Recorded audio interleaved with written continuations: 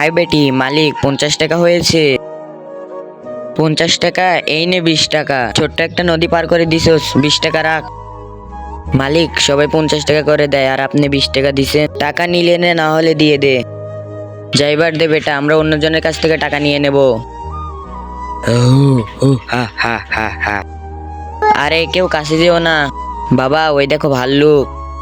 হা হা হা বাবা, আরে আমার বেটি। তার আগে তোমরা যদি চাও তোমার মা জান্নাতে যাক, তাহলে তোমরা ভিডিওতে লাইক এবং চ্যানেলটি সাবস্ক্রাইব করো। আর যদি চাও তোমার মা জাহান্নামে যাক, তাহলে কিছুই করার দরকার নেই, আর কমেন্টে মা লিখে যাও। স্যার, ওই বাল্লুক আমার বেটিকে নিয়ে গেছে, কিছু একটা করেন। আমি তো বলছি তোমরা কাছে যেও না, তারপর তোমরা কাছে গেছো। বাবা বাবা।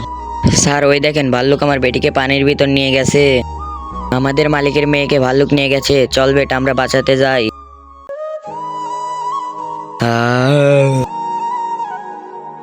হু হা হু হা হু হু হু হু হু হু।